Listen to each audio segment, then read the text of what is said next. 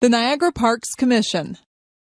Niagara Falls, Canada became a major tourist attraction in the mid-1830s.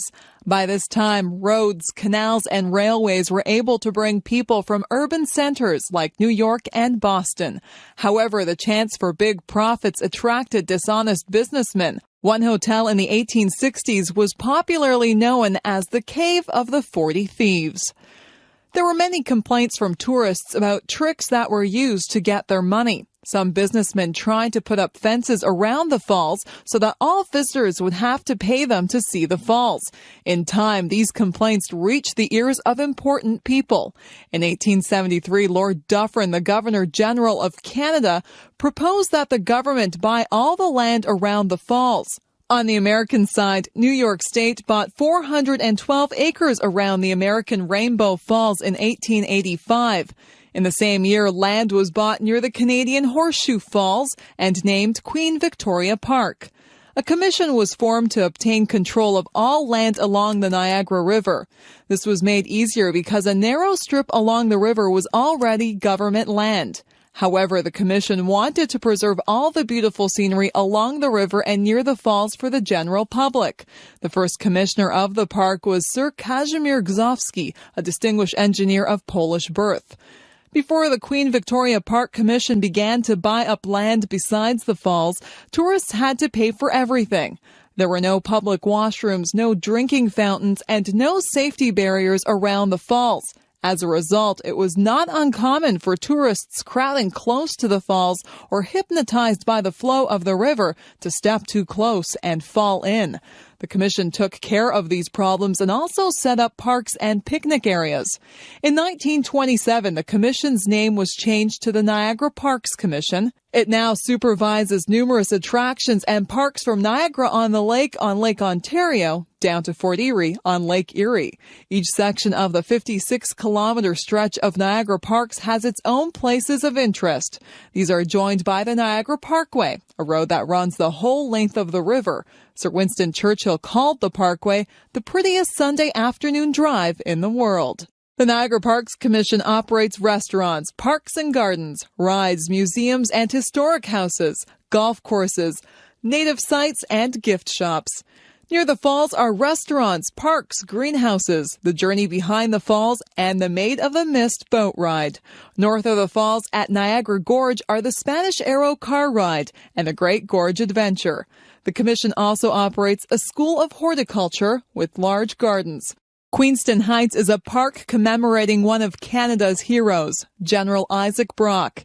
In nearby Queenston are historic houses connected with two other important Canadians, Laura Secord and William Lyon Mackenzie. The commission also operates two historic forts dating from the War of 1812, Fort George and Old Fort Erie. The Niagara Parks Commission has played a major role in making Niagara Falls and the Niagara River one of the leading tourist areas in the world. The commission shows how governments can work to make visits to natural wonders like Niagara Falls a good experience for the general public. The Welland Canal.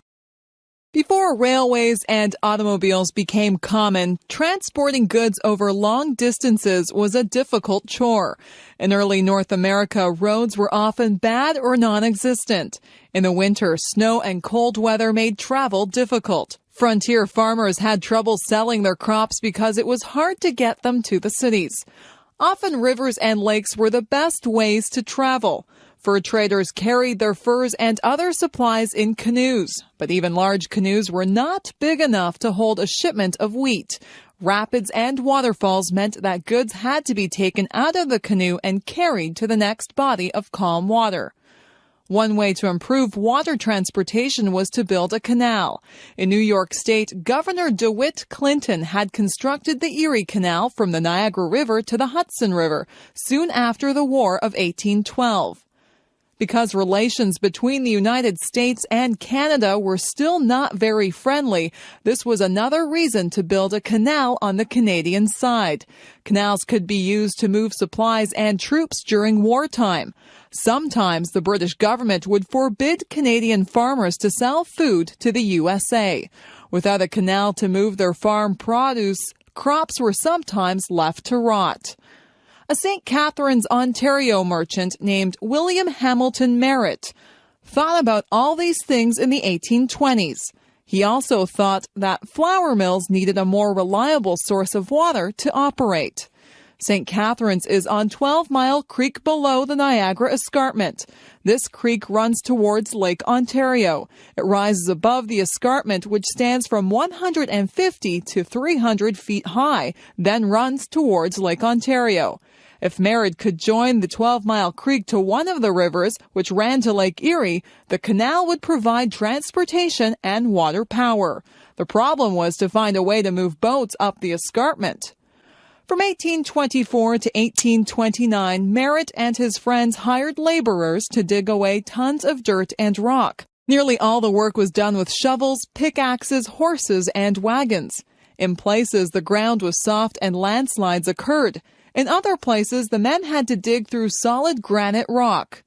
Merritt's main problem, however, was raising the money to pay for the construction. After sinking all the money that he, his family, and friends had into the canal, more was needed. Merritt went to Toronto, New York, and finally London, England, to get the financial support he needed. The problem of getting the boats to climb the escarpment was solved by a series of 35 wooden locks. These carried a ship 327 feet upwards. The ship would enter a lock with a small amount of water. More water would come into the lock, lifting the boat another 10 or 15 feet. Then the ship would move into the next lock and be lifted up again. Boats going in the opposite direction were lowered instead of lifted. The Welland Canal has been rebuilt 3 times since the first canal opened in 1829. Now large seagoing and lake vessels cross the Niagara Peninsula from Lake Ontario to Lake Erie. They carry grain, coal, iron ore, oil, and many other bulk products. The Welland Canal remains one of the most important commercial waterways in the world. Walmart stores. Walmart is now the world's largest retail organization. Walmart employs around 1.2 million people worldwide. In 2000, Walmart had sales of more than $191 billion with profits of $6.3 billion. Profits increased 16% from the previous year. People have come to expect that Walmart's profits will increase substantially every year. Each year, more stores are opened, and Walmart expands into new countries. Walmart also enters new areas of business nearly every year. Few people know that Walmart is also a major real estate company.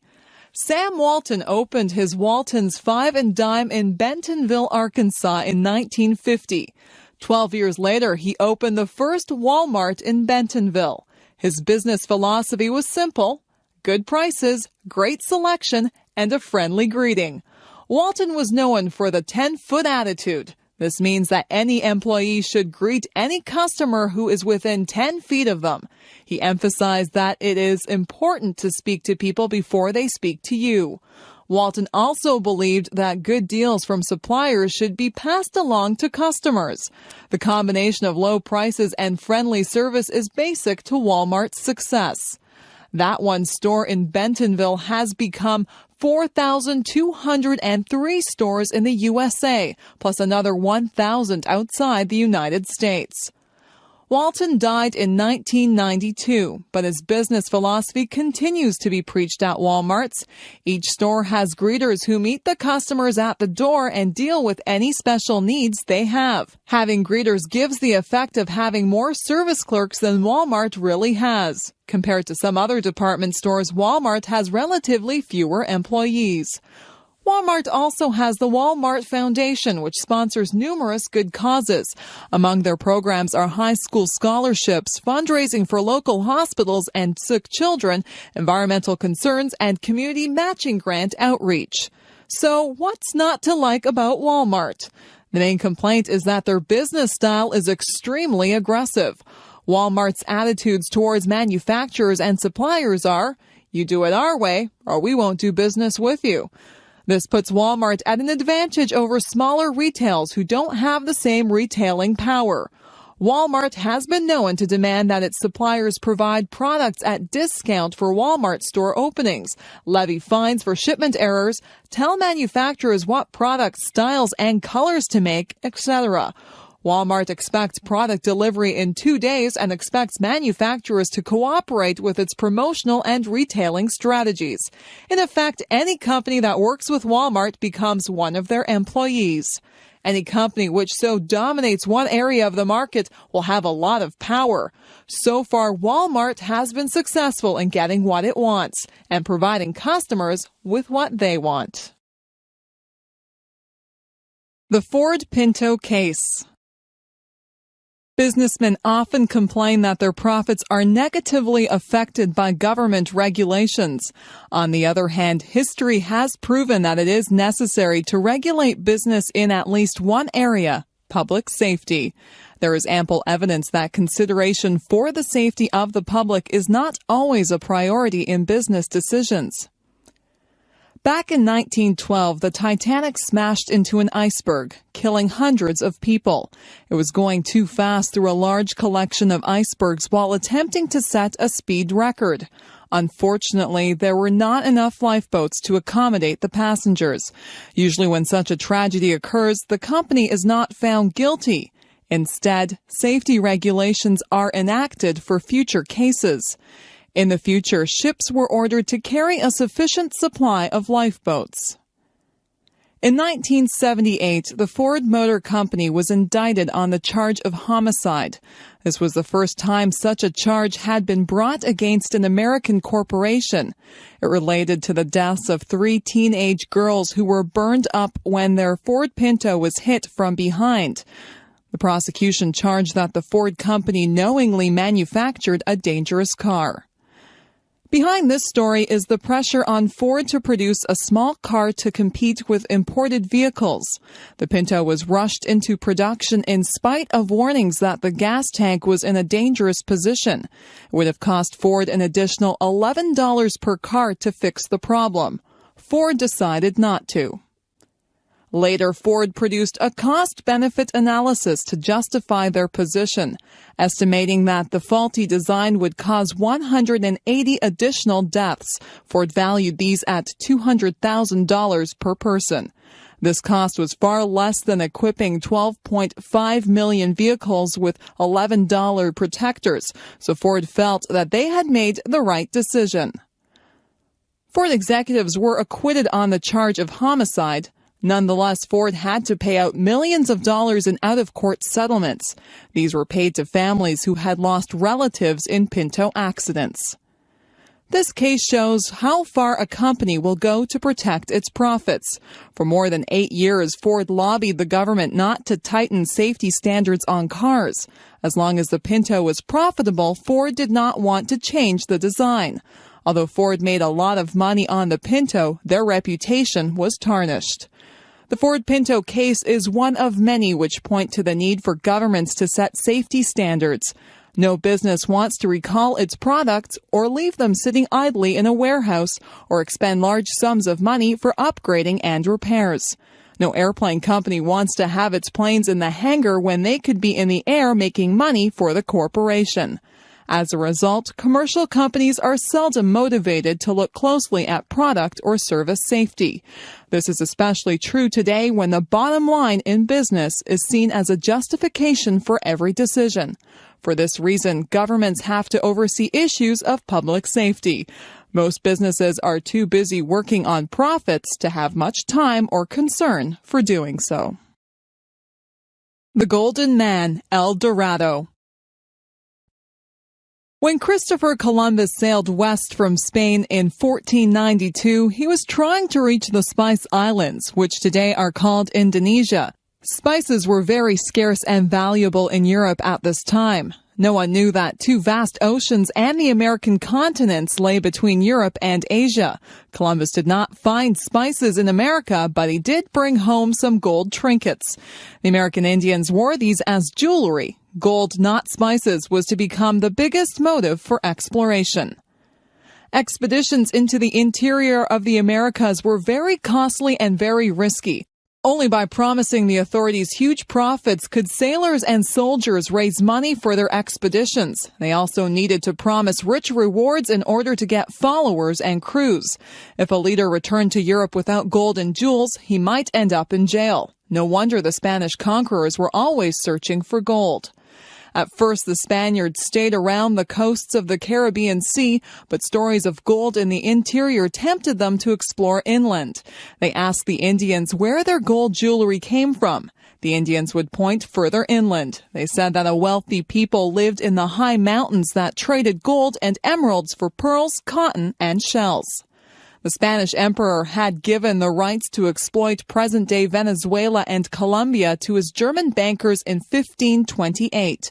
So Germans Dalfinger, Fetherman, and Hohermuth led a series of expeditions into the jungles, grasslands, and mountains.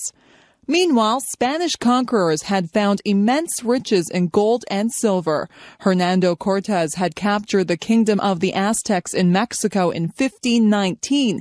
He had sent immense treasures to Europe. Soon after this, Francisco Pizarro began to explore the west coast of South America. In 1531, Pizarro invaded Peru and destroyed the kingdom of the Incas. Pizarro melted down the gold and silver treasures of the Incas and sent gold and silver bricks back to Spain. The rush to find more gold became very heated. Rumors came down from the mountains of Colombia about a golden man, El Hombre Dorado. There were stories about a king so rich that he wore gold dust instead of a coat. Colombia was the kingdom of the Chibchas. They were a trading people who traded salt and emeralds for gold, cotton, pearls, and shells. The actual gold did not come from their kingdom. It was found in the mountain rivers and brought to the Chibchas for refining and metalwork. Several armies converged on Chibcha territory. The first to arrive was the Spaniard Quesada, coming up the Magdalena River from the Caribbean. He found the chief cities of the Chibchas and seized their gold and emeralds. Shortly afterwards, one of Pizarro's captains arrived from Peru and Ecuador. Then the German Fetherman arrived from Venezuela. Quesada gave the latecomers some gold and jewels to ease their disappointment. Quesada's men also found out about the Golden Man. High in the mountains was a lake created by a meteorite.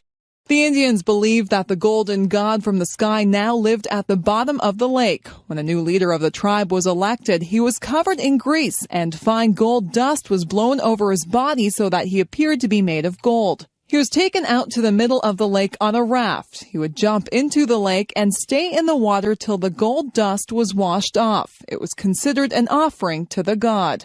Gold ornaments were also tossed in the lake. Then the king and his followers would return to the shore. The ceremony was stopped several generations before the Europeans arrived.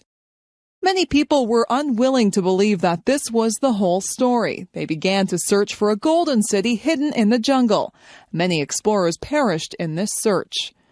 In their search for gold, the Spanish conquerors destroyed the great Indian civilizations of America. Towns and villages had been ruined, thousands of people killed, and wonderful pieces of art melted down. Some Indians believed that gold must be a food that Europeans desperately needed to stay alive. In many cases, the Europeans destroyed the trading and social systems that had produced their wealth. When we think about the great achievements of a few conquerors and explorers, we are also sad about how much death and damage they caused. The Grand Canyon. The Grand Canyon is one of the most spectacular sights in nature. It is found in one section of the valley of the Colorado River. The river begins its course high in the Rocky Mountains of the state of Colorado. The river travels a total of 1,400 miles through Colorado, Utah, and Arizona, and into the Gulf of California. It forms part of Arizona's border with Nevada and California. The Colorado River is a very swift and muddy river. It carries dirt and rocks down from the mountains. The story is told of an old fur trader who was attacked by Indians high up the river. His only escape was down the Colorado River in a small boat. It was a terrifying trip through rapids and around rocks at top speed. The fur trader was found some days later in very rough shape hundreds of miles down the river. No one would believe that he had come so far so fast. The Grand Canyon stretches for about 250 miles in the state of Arizona. The canyon was carved out by the flow of the river itself. In places, the canyon is more than a mile deep. It stretches from 4 to 18 miles wide at the top. The canyon valley contains worn rocks that rise up like a mountain range. The canyon has been worn down through many layers of rock. The river has cut its way down through layers of sandstone, limestone, and shaped to the granite bedrock. The different layers are of different colors, and the rocks appear very beautiful, especially at sunrise and sunset. Because the canyon is so deep, the climate changes as you go down into the valley. At the top, the climate is typical of a mountain area with evergreen trees. Next, you have typical forest trees. Third, there are plants like cacti that grow in warm deserts. Finally, there are subtropical plants at the valley bottom. Tourists can ride down the narrow trails to the bottom of the valley on mules. On one side is the rock wall of the canyon, and on the other side is a steep drop down to the bottom. Tourists have to trust their guide and the mule that they are riding to get them down safely. The trails zigzag back and forth, and the tourist going down travels much more than a mile. Some 1,000 square miles of the area became the Grand Canyon National Park in 1919. Because the Colorado River is very swift and runs through dry country, several dams have been built along it. These are designed to harness its power, save its water, and provide recreational opportunities. The best-known dam is Hoover Dam, formerly Boulder Dam, on the Arizona-Nevada border. This impressive structure is 727 feet high and 1,282 feet long. Elevators are used to carry workers up and down inside the dam. The water, which is backed up by the Hoover Dam, forms Lake Mead. Lake Mead is used to irrigate nearby land as well as for boating and fishing. The dam itself is a major source of electric power for this section of the country. Visitors to the Grand Canyon are often filled with awe by the size and beauty of the canyon. People seem very small in comparison to the immense cliffs, valleys, and the mighty river. Pocahontas and John Smith. In 1606, King James of England approved the establishment of 2 colonies along the eastern coast of America. The northern colony in Maine lasted only a year. The southern one at Jamestown in Virginia became England's first permanent settlement in America.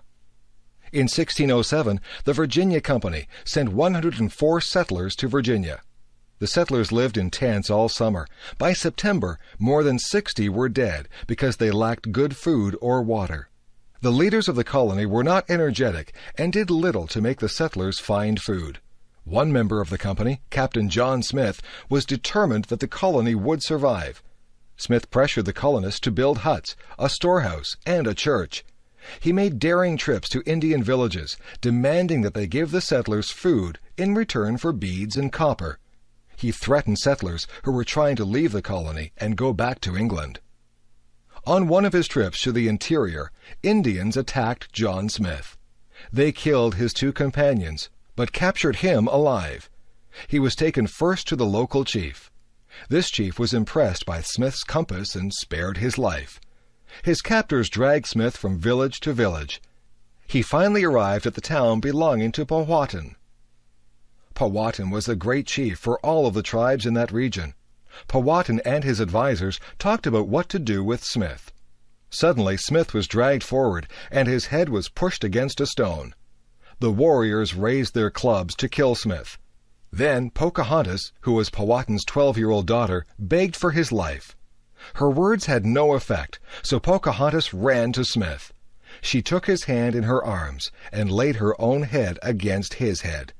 Smith was released and went back to Jamestown. Soon after Smith returned, 100 new settlers from England arrived. It was a very cold winter, and in January, Jamestown was accidentally set on fire. The settlers suffered from cold and hunger the rest of the winter. Every 4 or 5 days, Pocahontas and her attendants came. They brought food for the hungry settlers. Even so, half of them died.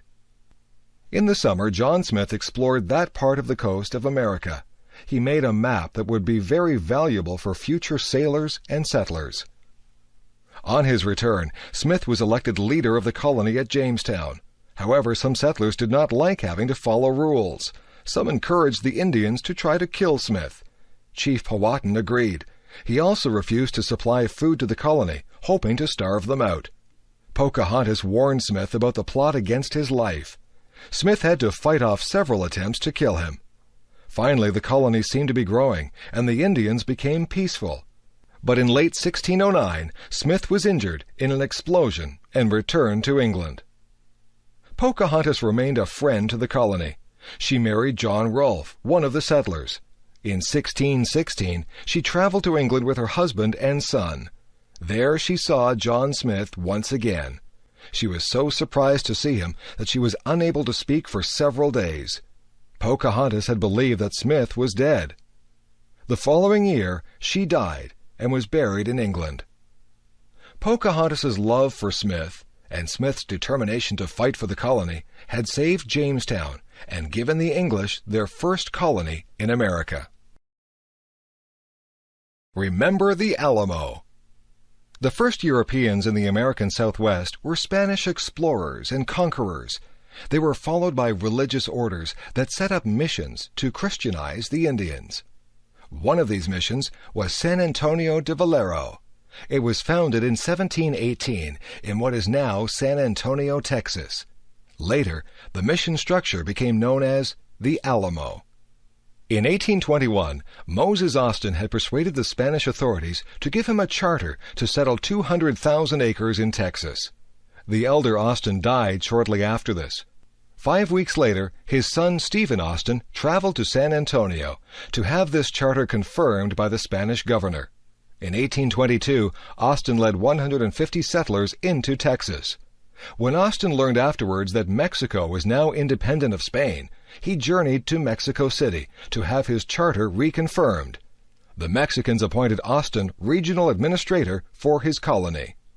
Texas grew rapidly.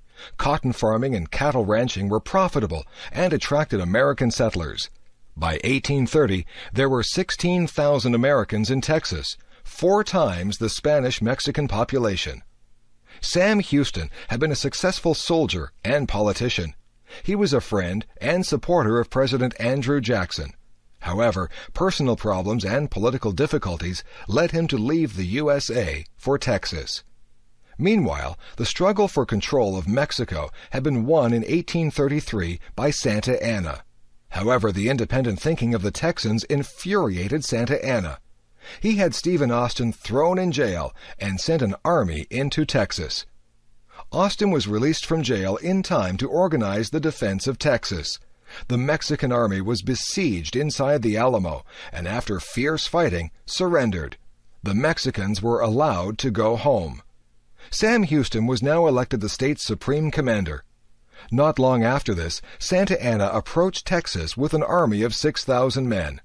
Houston decided not to meet Santa Anna in open battle, but to wait for an advantage.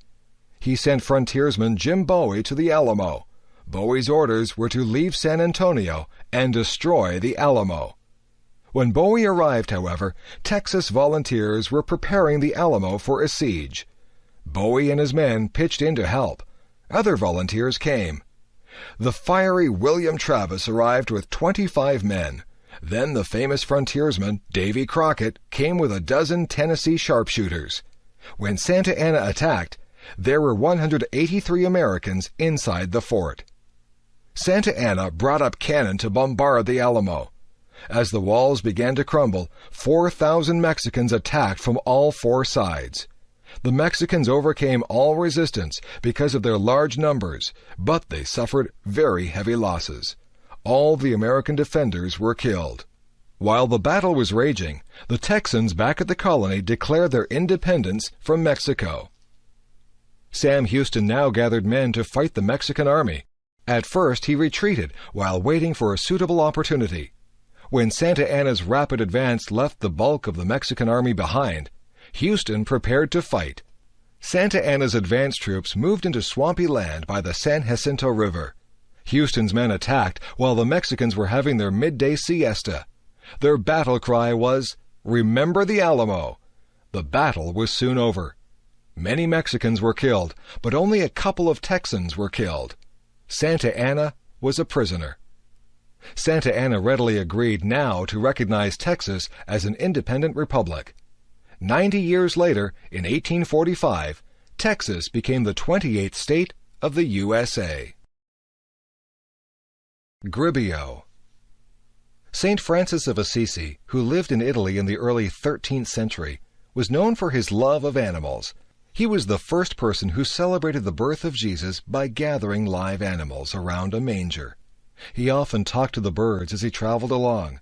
Sometimes the birds would fly down and sit on his head, shoulders, knees, and arms. But the best-known animal story concerns Saint Francis and the wolf of Gribbio. Saint Francis was known for his humility and his unwillingness to hurt anyone. Once, when one of his followers spoke harshly to some bandits, Saint Francis told the man to run after the bandits and apologize.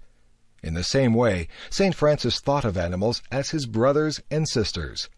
Once when he was warned about some dangerous wolves, he replied that he had never harmed Brother Wolf and didn't expect the wolf to harm him.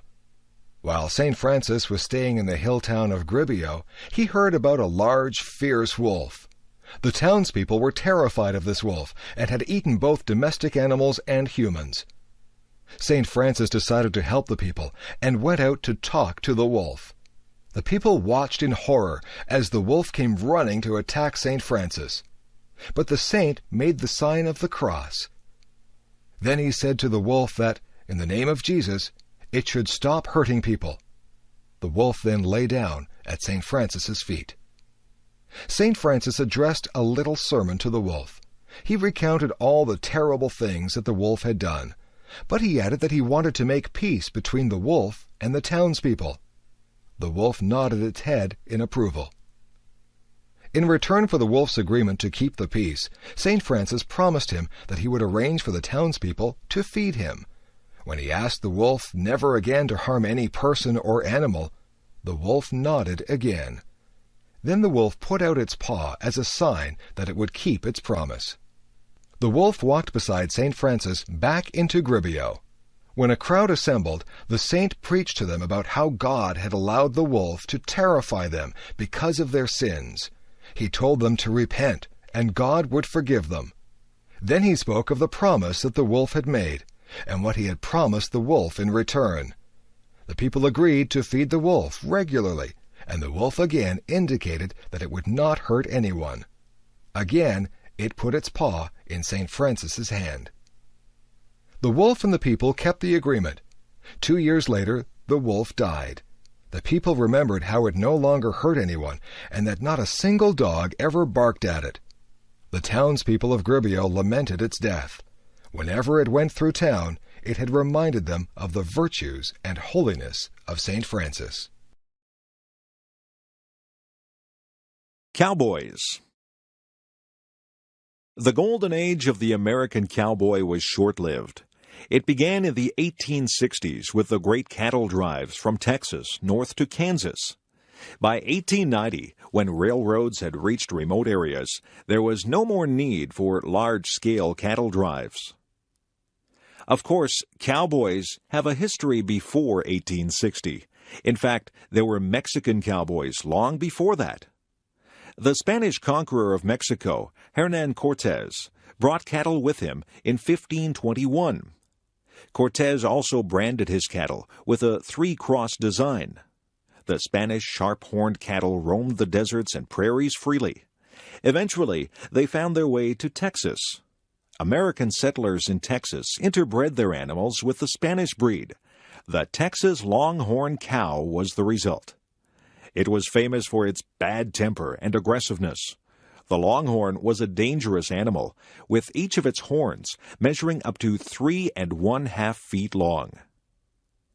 After the American Civil War ended in 1865, disbanded soldiers who were former black slaves and young men seeking adventure headed west. At that time, there were about 5 million cattle in Texas. Back in the East, there was a big demand for beef. By this time, railways from the East extended as far west as Kansas. It was still more than 600 miles from South Texas to the railway. Between the two places, there were rivers to cross, Indian tribes, badlands, and other problems. A fur trader named Jesse Chisholm had driven his wagon north in 1865. Cowboys and cattle followed the Chisholm Trail north to Abilene, Kansas. This cattle trail became the most famous route for driving cattle until it was barred with barbed wire in 1884. In 1867, cattle dealer Joseph G. McCoy built pens for 3,000 cattle in the little town of Abilene. Soon, Abilene was the most dangerous town in America. After the long cattle drive, cowboys who had just been paid went wild. Sheriff Wild Bill Hickok tamed Abilene in 1871 by forcing cowboys to turn over their guns when they arrived in town. Other towns replaced Abilene as the wildest town in the West: Newton, Wichita, Ellsworth, and Dodge City. In Kansas, a herd of 3,000 Texas Longhorns might sell for $100,000, making the rancher rich. The cowboys might get $200 in wages, which often disappeared on drink, women, and gambling. Getting cattle to Kansas was far from easy. One of the biggest difficulties was getting the herd across rivers, especially when the river was high. There were no bridges. In 1871, 350 cowboys driving 60,000 cattle waited 2 weeks for the water level in the Red River to go down. Food for men and animals was also difficult to find at times. An early cattleman developed the chuck wagon, which were both a supply wagon and a portable kitchen. In the 1870s, there were probably 40,000 cowboys in the West. After the prairies were fenced in, there was less work. Large ranches still employ cowboys to round up the cattle for branding or for sale. Even today, about 20,000 cowboys still work in North America. George W. Bush, Jr. George W. Bush, Jr. was inaugurated as the 43rd President of the United States on January 20th, 2001. Of course, people knew that he was the son of the 41st President, George H.W. Bush. He had also been governor of Texas since 1994. However, aside from this, he was not very well known outside of Texas. Why then did so many people want him to run for president in 2000? Many Republicans thought that the Democrats could be defeated in 2000, but they themselves lacked a candidate with strong appeal. As the election approached, leading Republicans worried about whom to support. Some of the most powerful Republicans were state governors. They began to look around at each other for a possible candidate. Most eyes turned to George W. Bush, the governor of Texas. In November 1998, Bush was re-elected as governor by an impressive margin. By now, Bush was the leading Republican candidate in the polls.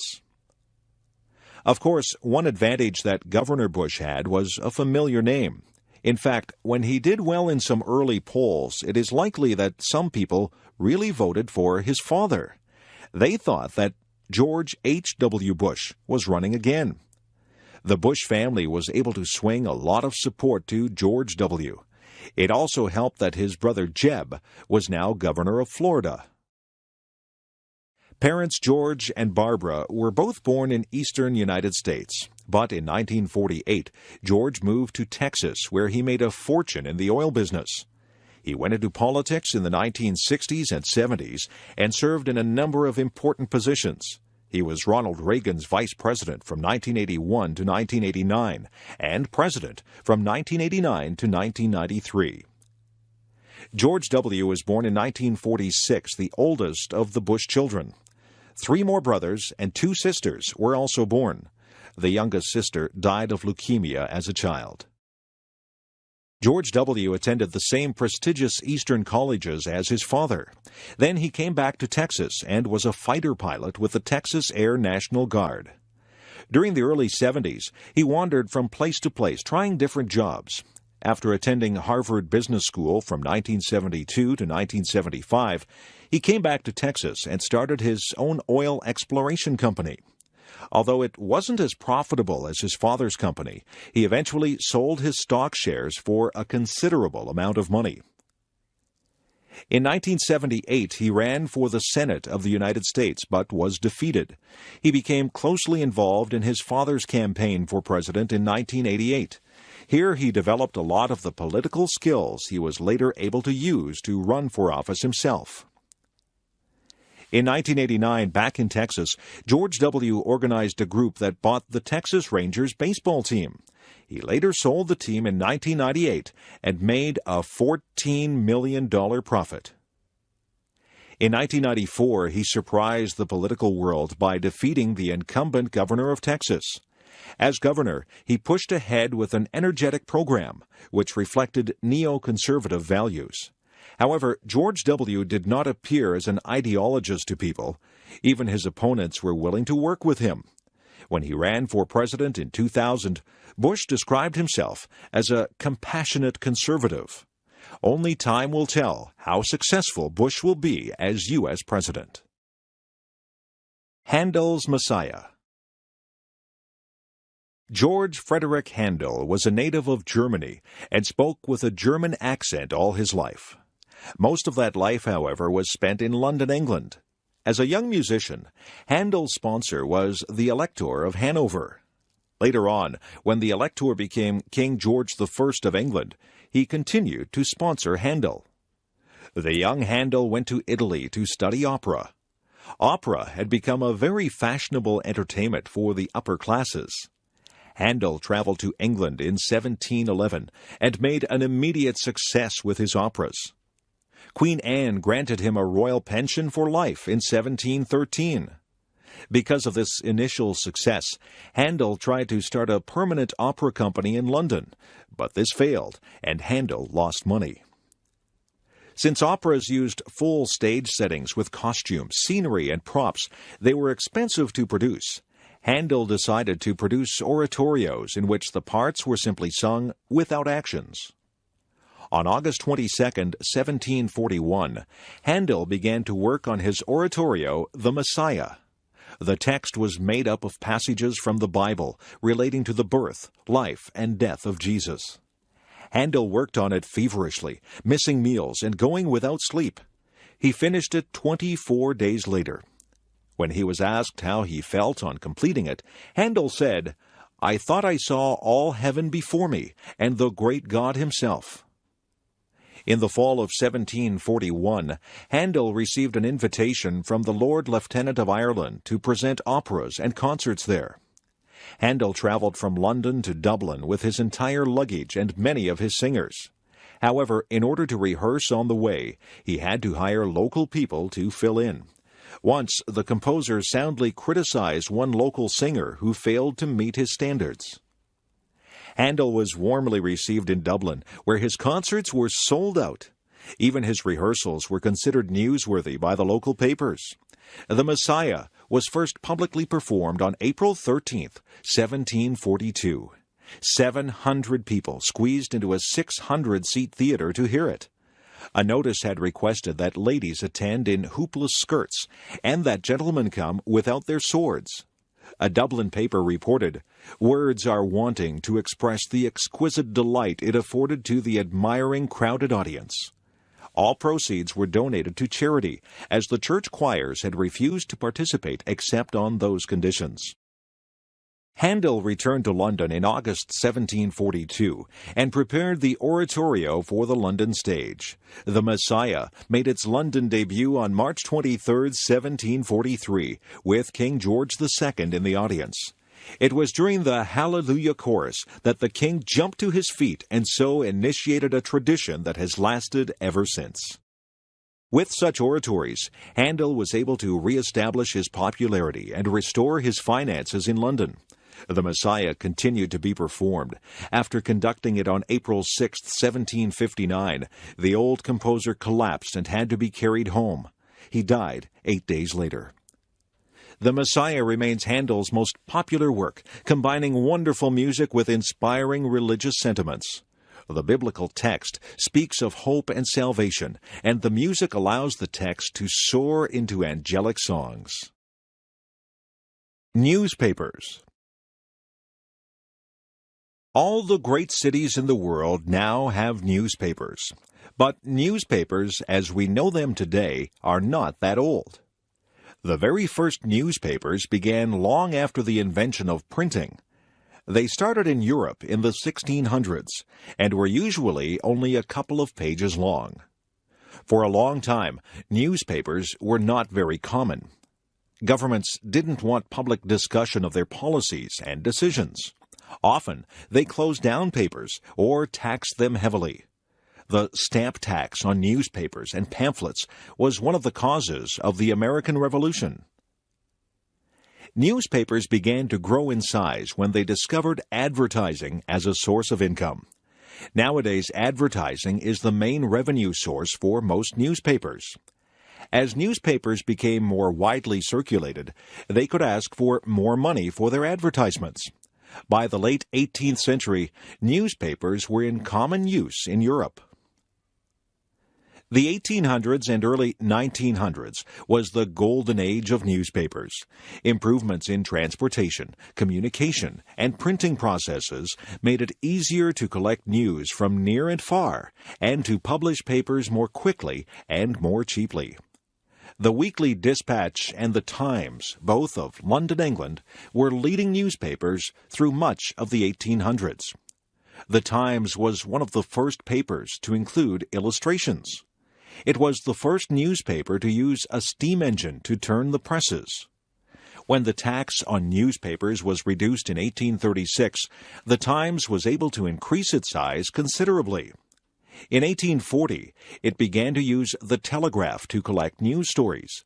In 1855, the tax on newspapers was finally lifted. The Times made its greatest reputation during the Crimean War between Britain and Russia. British armies fighting in Russia's Crimean Peninsula were not only unsuccessful in the war, but were suffering severely from illnesses.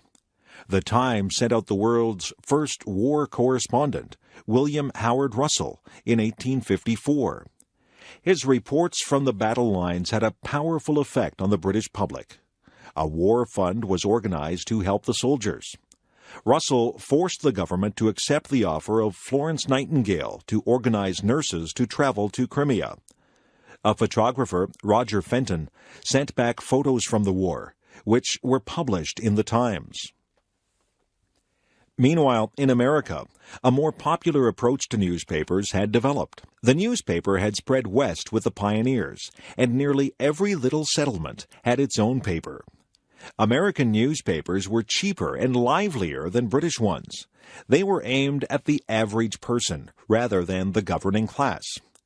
Examples of the new style of editing and publishing were Joseph Pulitzer and William Randolph Hearst.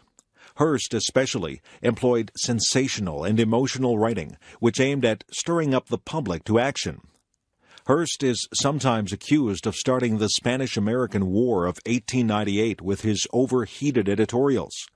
Nonetheless, his methods were successful in raising circulation and were widely imitated.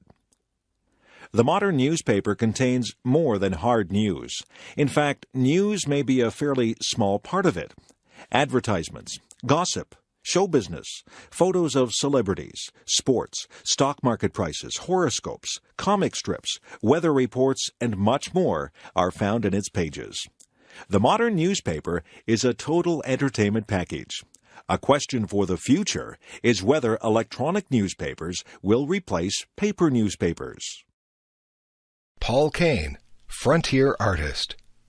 Since Christopher Columbus first met American Indians in 1492, many Europeans had been fascinated by Indian life and culture. As a result, there was a demand in Europe for drawings and paintings of Native Americans. European artists who had never seen an Indian supplied most of this demand. But in the 19th century, several painters traveled into Indian territory to make an authentic record of native life. One of the first artists to do this was the American painter George Catlin. In 1841, Catlin published a book of his work. Catlin's work helped inspire another important frontier artist, the Canadian Paul Kane. Paul Kane was born in Ireland in 1810. His family moved to Toronto, Ontario, Canada, when Paul was 9 years old. The young boy was not very interested in school. At that time, there were still Indians living in wigwams in the Toronto area. Young Paul liked visiting the Indian village instead of going to school. Since Paul spent little time in school, he was largely a self-taught artist. He also became a surprisingly good writer, considering that he had not spent much time studying spelling or grammar. After working some years making and decorating furniture, Kane was ready to travel. He spent the years from 1836 to 1841 living and traveling in the United States. Then he traveled in Europe from 1841 to 1843, studying the great painters of the past. He was back in the USA until 1845, and then he returned to Toronto. Immediately upon his return, Kane headed into the wilderness areas around Georgian Bay, Sault Ste. Marie, and Lake Michigan. His plan was to sketch Indian life before it disappeared forever. American Indians were dying so rapidly from European diseases such as measles and smallpox that many people believed they would soon vanish as a race. Their culture was threatened too. As white settlers demanded more land, Indians were being herded into small pieces of land called reservations. Here they could no longer practice their traditional way of life. Kane wanted to capture Native American life while it still existed. Kane returned to Toronto at the end of 1845. He had received one good piece of advice, and that was if he wanted to travel into the wilderness, he would have to go with experienced people. He was able to get the support of the governor of the Hudson's Bay Company, Sir George Simpson. In May 1846, Kane joined the annual canoe fleet of fur traders going west. Kane would travel all through the wilderness areas of western Canada and northwestern USA. During this time, he made hundreds of sketches of Indian life. Although Kane faced incredible hardships during his travels, he was able to see what he wanted to see. He was able to take part in one of the last great buffalo hunts and killed 2 large bison himself. Traveling west with the fur traders, he visited many forts and trading posts. He saw and painted a prairie fire. He shot a grizzly bear at close range and killed several wolves that attacked his horses. He learned to travel long distances on snowshoes in winter. Finally, he arrived at the Pacific Coast, where he made some fine drawings of the West Coast Indians. European diseases had reached there just before Kane. 1,500 Indians had died near Fort Vancouver in the summer of 1848. One wealthy chief had ruled 1,000 warriors and had 10 wives, 4 children, and 18 slaves. Now, he had only 1 wife, 1 child, and 2 slaves. Kane had not come too soon. However, there were tribes still unaffected by Western culture and Western diseases. Kane also traveled widely around the Columbia River in northwestern USA. Everywhere he went, he sketched Indian chiefs and scenes of native life. On his return trip, he encountered a large war party of 1,500 braves on the warpath against their traditional enemies. He was able to sketch the leading chief, Big Snake, who was later killed in single combat during the battle. When he arrived back in Toronto, Kane gave an exhibit of his sketches and watercolors. Most of the rest of his life was spent turning these drawings into finished paintings. Plains Indians.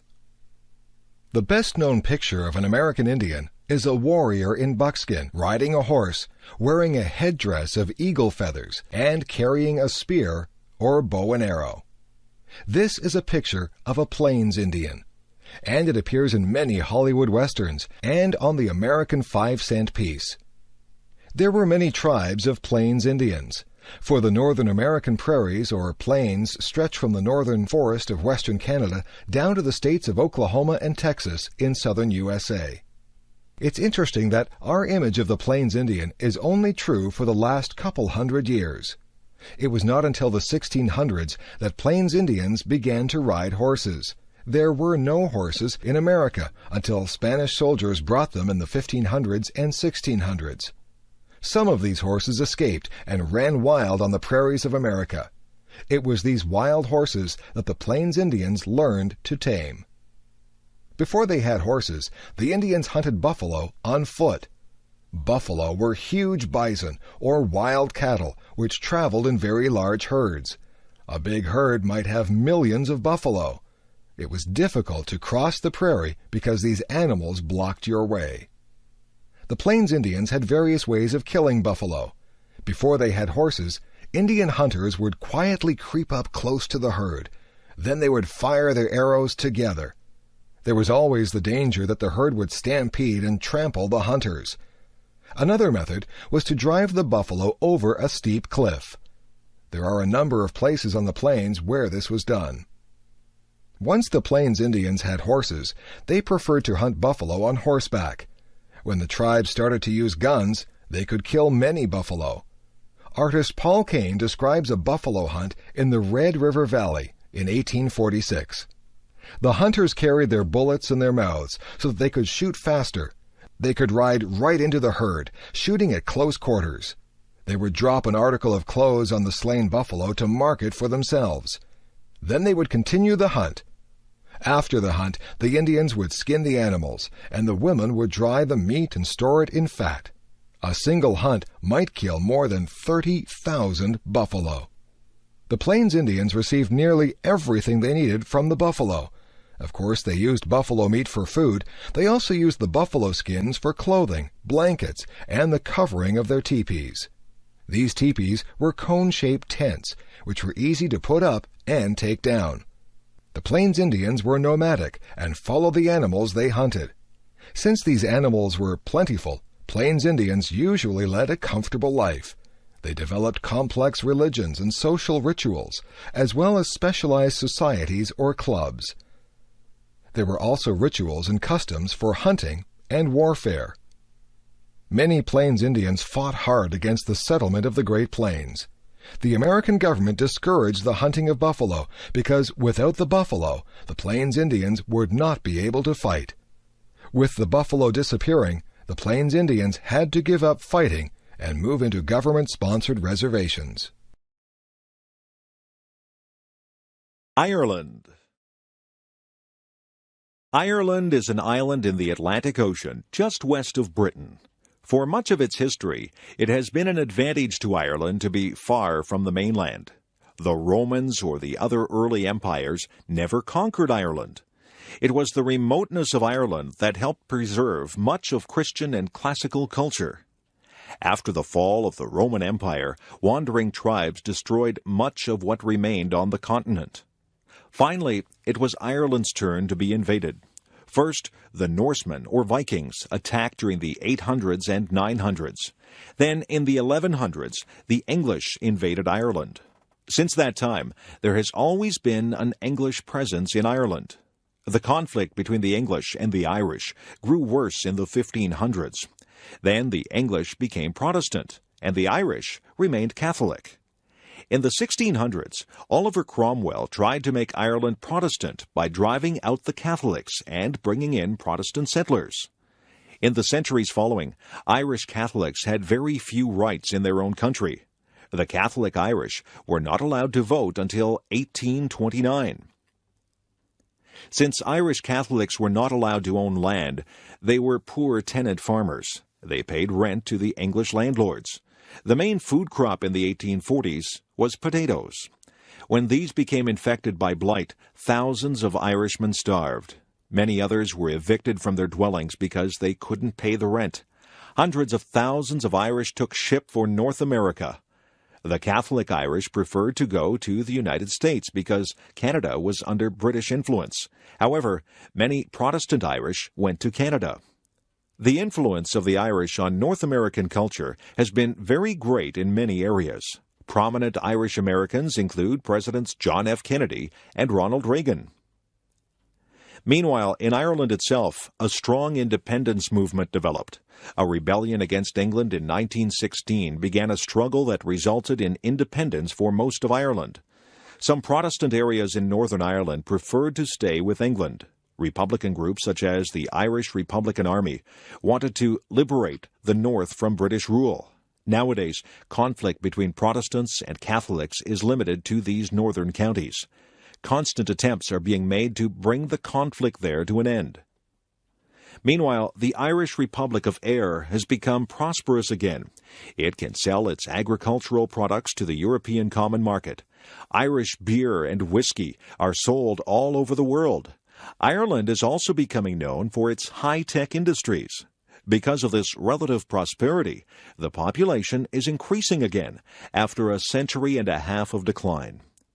The Irish differ from other people because the vast majority of Irishmen live away from their homeland. However, this exodus from Ireland has helped to spread Irish music, culture, and products around the world. On St. Patrick's Day, March 17th, nearly everyone becomes Irish for the day. Then there is a great party with Celtic music, Irish dancing, green beer, and the wearing of the green. Louisa May Alcott. New England in the early and middle years of the 19th century had a flourishing culture. People were passionately interested in ideas and education. Most New Englanders were strongly opposed to slavery. They were also concerned about other social issues. New ideas resulted in new kinds of writing. These ideas included the importance of doing what seemed right for them, no matter how different it was from what other people thought. People also believed that nature gave them guidance in our lives, and that it was important to live close to nature. These and other ideas were expressed through teaching and writing. Bronson Alcott was one of those who looked at the world in a new way. He looked for work as a teacher so that he could pass on his ideas to others. However, very few parents wanted Mr. Alcott to teach their children, and very few people were interested in hearing his speeches or reading his books. As a result, the Alcott family was very poor. Fortunately for Bronson, he married a very capable and energetic woman. Mrs. Abigail Alcott helped to earn money to support the family and did most of the work involved in looking after the 4 Alcott girls. The oldest daughter, Anna, was quiet and serious. She rarely got into trouble and was a good helper at home. The second daughter was Louisa May Alcott, who became a writer. She was adventurous and cared very little for rules. She was always saying and doing things that got her into trouble. The third daughter, Elizabeth, was very kind and good-natured. All the others loved her. As a young woman, Elizabeth had a severe case of scarlet fever and never fully recovered. She died at age 23. The youngest sister, May, was talented, but she was rather spoiled. Because there was never enough money, the Alcott girls felt pressure to work at an early age, but this did not stop them from having fun. Louisa wrote little plays that she and her sisters performed at home. They all enjoyed the woods and ponds around Concord, Massachusetts, where they lived most of these years. When they moved back to Boston in 1848, Anna took a job looking after other people's children, and Louisa looked after the house. Meanwhile, their mother worked outside the home. While working on laundry or sewing, Louisa was thinking up stories. At night she would write them down. When she was 18, she began selling poems and stories to magazines. Within 10 years, Louisa was earning a substantial income from writing. One day, her publisher suggested that she write a story for girls. At first, Louisa didn't like the suggestion, but when she started to write, the ideas came rapidly. Her book was based on her own family and her own childhood. Little Women was published in 1868 and was an immediate success. The March family was very much like the Alcotts. Mrs. Alcott resembles Marmee. Meg is like Anna, and Jo is like Louisa herself. Beth is based on Elizabeth, and Amy on May Alcott. Many of the situations in the book happened to the Alcott family. Nonetheless, many characters and incidents were invented. Little Women and its sequel opened up a new kind of writing for children. While these books did have a moral, they were more lively and interesting than earlier children's writing. Little Women inspired many writers later to write more realistic accounts of childhood. Niagara-on-the-Lake. Niagara-on-the-Lake is a little town at the mouth of the Niagara River. It is only 12 miles north of Niagara Falls. It used to be true that very few tourists would bother to travel from the falls down to Niagara-on-the-Lake. Nowadays, however, the little town itself is a major tourist attraction. The town has a remarkable history. The area played an important role in both the American Revolutionary War and the War of 1812. As a result, the little town has two forts, Fort George and Fort Mississauga. When Fort George was reconstructed for the public in the 1930s, Niagara-on-the-Lake got its first big tourist attraction. Because Niagara-on-the-Lake was the first capital of Ontario, it has many significant firsts. There was the first parliament in the province, the first legal society, the first library, the first newspaper, the first museum building, and many more firsts. Besides its history, the town, which is bordered by Lake Ontario and the Niagara River, has beautiful scenery. On a summer's day, visitors can watch the sailboats going out the river to the lake. On the land side, Niagara is part of the fruit belt of Ontario. Peaches, pears, apples, cherries, and strawberries grow here in abundance. There are also long rows of vines, and winemaking has recently become a major industry. The mild, humid climate allows plants to flourish. The trees, especially the oaks, grow to remarkable heights. Flowering trees and shrubs perfume the air in the spring. Gardens are often spectacular for much of the year. Because of this, Niagara-on-the-Lake attracts many painters and photographers.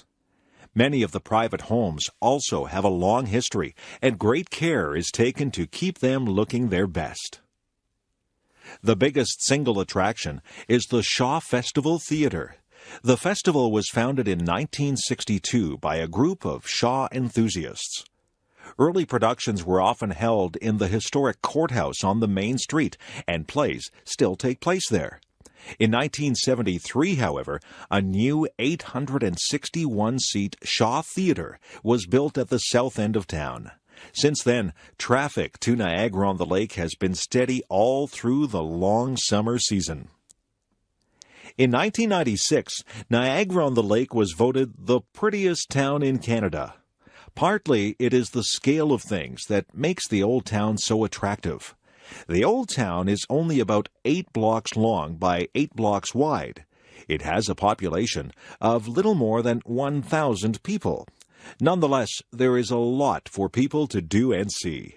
There are many interesting shops, old hotels, bookstores, art galleries, museums, a golf course, a marina, historic churches and cemeteries, several parks, 3 theaters, and lots of restaurants. Because it is small, Niagara-on-the-Lake is a good place to walk around or bicycle around. There are also horse and wagon rides. Although the main street can be hectic in tourist season, one doesn't have to go far off the main street to get in touch with an older, slower time. Most of the downtown buildings haven't changed much since the days of Queen Victoria, and tourists can still imagine that they are back in the days before computers and television. Summertime. In North America, July and August are holiday months. Most schools and colleges are not in session then. Families look for activities to keep the children amused. Although not all workers get a full 2 months of holidays, most people take a holiday in the summer. The summer begins with a national holiday. In Canada, July 1st is Canada Day. In the USA, July 4th is Independence Day. A lot of families are soon on the road. Some travel to cottages by the lake. Some go sightseeing or camping. In Canada especially, the summers are short, so people try to make the most of them. In much of Canada and parts of the northern USA are woodlands dotted with lakes. These regions of rocks, rivers, pine trees, and wild animals are not usually suitable for farming. However, they are ideal places to spend a summer holiday. They are far from the cities. The woods are quiet and peaceful. People fish, go boating or swimming, have barbecues outside, or play outdoor sports. Some people spend their whole summer at the cottage. Others go for a week or two. City people who don't have a cottage like to go to parks and swimming pools in the city. If they are near a lake or ocean, they may go there for the day. Many museums, libraries, and art galleries have programs for children in the summer.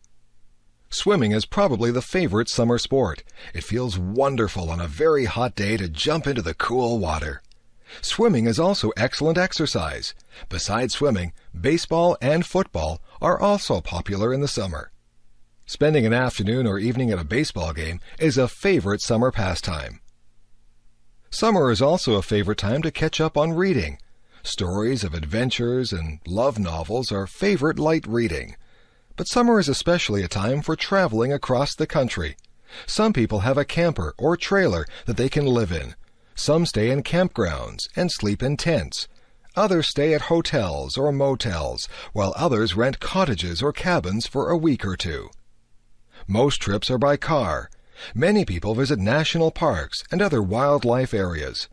Of course, trips along the ocean and the lakes are favorites. Along the Atlantic Ocean, the coasts of New England and Canada's maritime provinces are especially popular. On the Pacific coast, tourists travel from California all the way up to Alaska. Boat cruises along the shores of British Columbia and Alaska are especially popular. Of course, some people find it most relaxing just to stay at home. Others cannot afford to travel. If you have an air-conditioned house with a television, video player, CD player, and computer, then it can be very pleasant to stay at home. A lot of new movies are released at the theaters in the summer.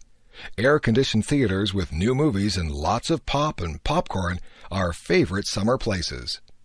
After 2 months of summer activities, most people are ready to go back to school and work, but they usually have lots of happy memories to take back with them. Telephone systems. When Alexander Graham Bell developed the telephone in the 1870s, it was fairly simple to use. You talked into the mouthpiece and then held it to your ear to listen. For a century or so, using the telephone meant either contacting the operator to dial a number or dialing yourself. After that, all you had to do was talk or listen. Nowadays, the telephone has become a very complex instrument. It rivals the computer as to the number of possible uses. Answering machines have been around for several decades, but they are now being replaced by voicemail. Voicemail does away with the need for an answering machine. Messages are stored on the system. That means it's possible to forward the message to someone else's phone or transfer the call to a more convenient phone of your own. You can also use call pickup so that anyone on your group can answer another's phone. Conference calls have become very common. This is when one person phones first one person, then another, and keeps adding people to the telephone conversation. This can regularly be done with up to 6 people. It is very useful for business discussions where different people need to talk about the same thing. It also speeds up the process of consensus and allows everybody to be in on the decision or discussion. The modern phone has many more features. If you don't want the caller to know what is being said in your office, you can push the mute button. If you want to hang up without putting the receiver down, press goodbye. If you don't want to receive calls, just forward them all into your voicemail. Newer phones will indicate when you have voicemail messages.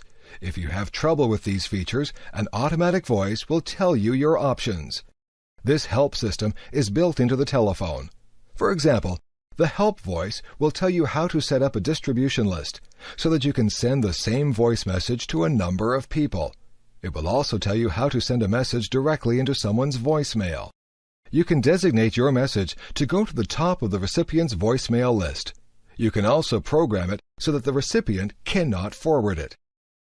Some systems have limits on how much space can be used for individual voicemail. There are a number of courtesies that voicemail users should follow. Your greeting on your voicemail should be simple. If you are unable to take calls for any reason, you might want to explain that in your recorded greeting. If you are on vacation, you might want to include that information in your greeting. Don't use voicemail as a way to avoid answering the telephone. Some people use voicemail to screen calls. This can be annoying to someone who can never contact you directly. Check your messages regularly and reply to them promptly. Enjoy the telecommunications revolution. Texas. The state of Texas is famous for having the biggest and best of everything. Before Alaska became a state, Texas was the largest American state. It was also famous for its huge cattle ranches. Cotton is a major crop, but much of the wealth comes from oil and gas. People think of Texans as being wealthy because there have been lots of cattle and oil millionaires. In the late 19th century, Texas cattlemen used to drive their herds north to Kansas. There, a train to the east shipped the cows. Eventually, the railroad came to Texas, and the great cattle drive stopped. By then, many Texans owned large ranches and were quite wealthy.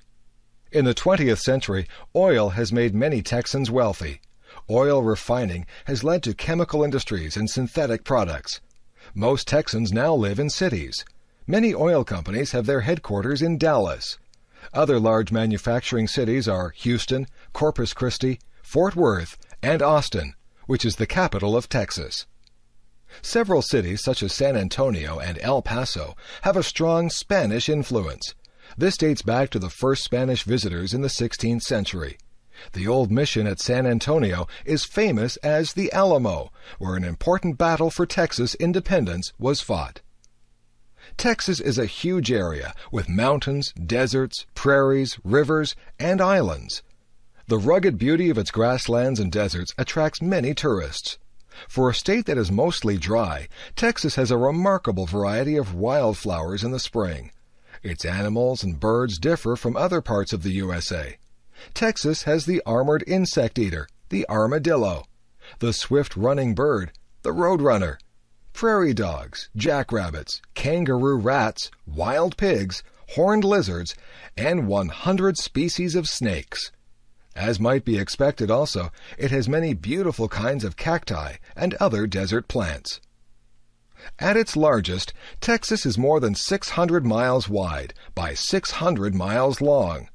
Such a large area develops a distinct culture of its own, and Texans are widely recognized by their accent and manner of speaking, their attitudes and interests, and their sense of independence and self-reliance. Texas is also known for its beautiful women, who regularly win national beauty contests. Its men have a reputation for being rugged, for not talking more than they have to, and for being straightforward and honest. Although many people think of cowboys and Indians when they think of Texas, it is a center for high-tech industries. The American Space Program has its headquarters in Houston, and Mission Control Center is there. Texas is also an important manufacturer of computers and other high-tech products. Oil production is still important in Texas, but it ranks third as a source of revenue behind manufacturing and tourism. The colorful history of Texas and its wonderful scenery contribute to a thriving tourist industry. Texas is also an important business and financial area. Yes, even though times have changed, Texans proudly maintain that their state still has the biggest and best of everything. Come to the fair. Fall fairs have been a feature of North American life since early in the 19th century. At the end of the harvest, people from rural areas have come together to celebrate. Usually, these fairs take the form of a competition regarding the best of all farm products of that year. Depending on the part of the country and its most important crop, fall fairs can begin as early as August or as late as November. They usually last several days. When the United States and Canada were organized, they were divided into small units called counties. Larger units were called states or provinces. Many of the best-known fairs are county fairs or state fairs. There are also smaller local fairs and larger ones too, like the Canadian National Exhibition in Toronto, Ontario. Since these fairs are usually annual events, many have developed permanent buildings over the years. Most of these are large barn-like structures. These buildings are used to display new products for farm life, such as tractors, home furnishings, and water systems. Several barns are usually necessary to house all the horses, cows, pigs, goats, sheep, chickens, and other animals in competition. There must also be room to display all the vegetables, berries, and fruits in competition.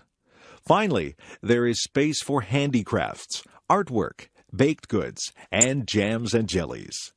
Usually there is a grandstand, which is a stage with wooden seats around it. Here, entertainers perform for an audience during the fair. Country and Western singers are usually popular at fairs, but so are comedians, clowns, dancers, and musicians.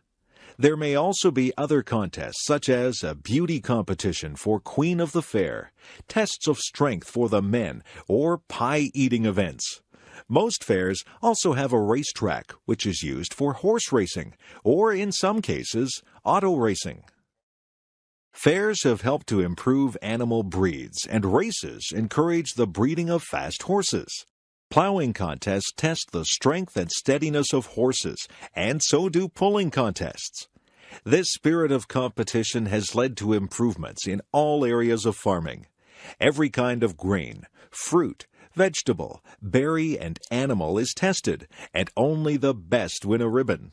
This encourages fairness to improve their products. Farm women compete to produce the best homemade food and crafts. Many kinds of fruit and vegetables are stored in glass jars for the winter. The best of these also receive prizes. Most fairs have a dining area where there is good food served to the public. The goal of improving farming is sponsored by the governments of Canada and the USA. 4-H clubs are youth organizations that encourage farm children to take an interest in farming. 4-H clubs aim at improving the heads, hearts, hands, and health of their members. There are also women's organizations, such as the Women's Institutes in Canada, which work to make the life of farm families better. Fall fairs have taken over the idea of the midway from the circus. The midway has rides like Ferris wheels, merry-go-rounds, and roller coasters.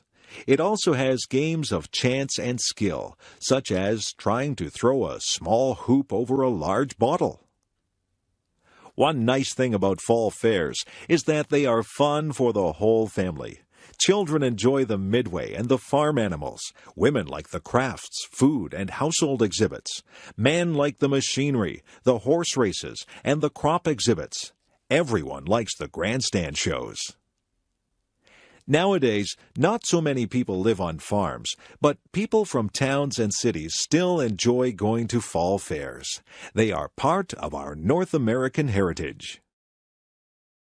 Hiroshima. North American children know about Hiroshima. They are taught about the dangers of nuclear war. Sometimes they learn the details of the damage that was done.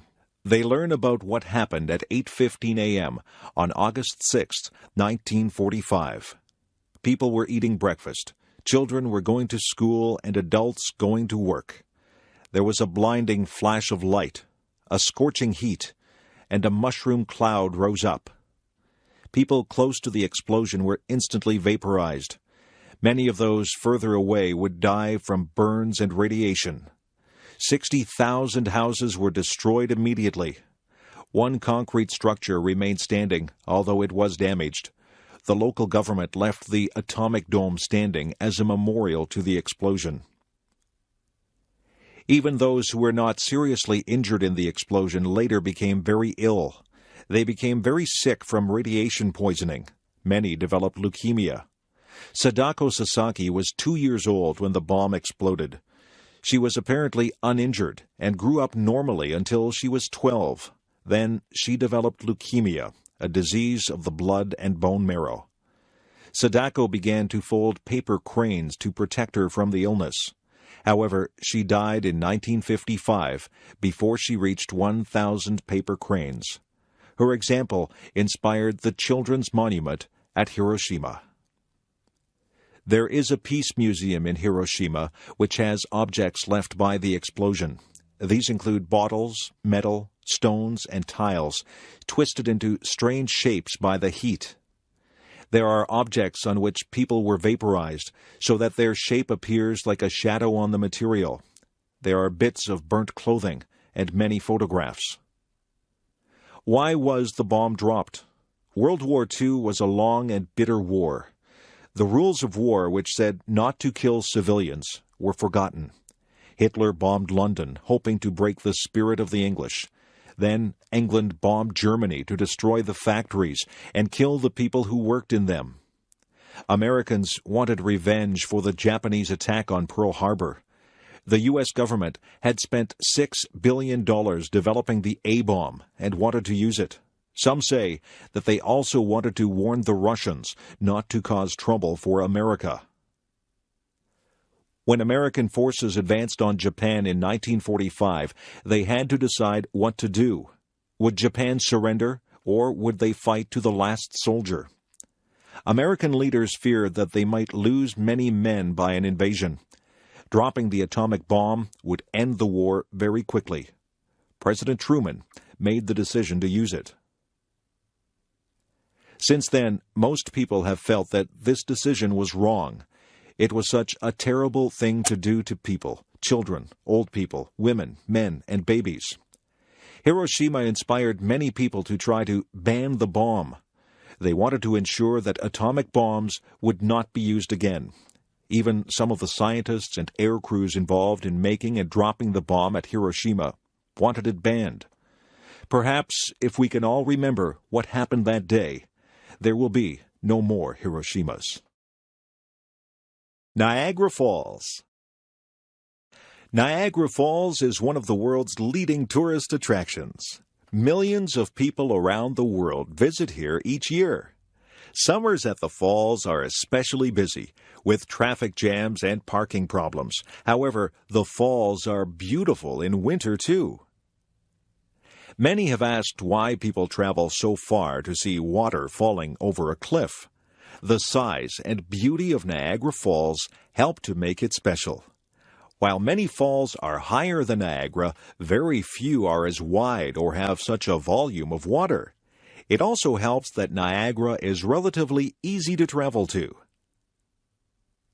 When the first Europeans came to Niagara, the falls were surrounded by forest. The noise of the falls could be heard miles away before they were actually seen. The first visitors were filled with horror at the sight. Later, fear ceased to be the main emotion inspired by the falls. Later, visitors were impressed by the beauty and grandeur of the falls, which overwhelmed them with wonder. By the 1830s, people were able to come to the falls by railway. As more and more people came, the tourist industry developed. Early tourism was not well regulated, and there were many complaints about cheats and swindles. Today, there are similar complaints about tourist junk and high prices. The majority of tourists stay on the Canadian side. There are 2 falls separated by an island. Since the Niagara River forms the boundary here between Canada and the United States, each country has one of the falls. The Canadian Horseshoe Falls is wider and more impressive than the American Rainbow Falls. About 9 times more water goes over the Canadian falls. Nonetheless, there is much to be seen on the American side. The island in the middle, Goat Island, is one of the best places to view the falls and rapids. It is on the American side. Newly married couples began coming to Niagara Falls when it was still a secluded, peaceful, and romantic spot. It is still popular with newlyweds as a relatively inexpensive and convenient place to spend their honeymoon. Besides being beautiful, Niagara Falls is also very useful. Their falling water is the power behind several of the largest hydroelectric stations in the world. Much of the electric power used in this part of North America comes from Niagara Falls. In order to harness this power, half of the flow of water is channeled away from the falls during the night and during the non-tourist season. Probably most visitors don't notice the difference. Niagara has attracted many kinds of people over the years. Businessmen have come to profit from the tourists. Daredevils have come to make a name for themselves. Some have gone over the falls in a barrel. while others have walked above the falls on a tightrope. Poets and artists have visited here to capture its beauty. Lovers have come to gaze on its romantic scenery. All of these and many others have helped to make Niagara Falls world famous.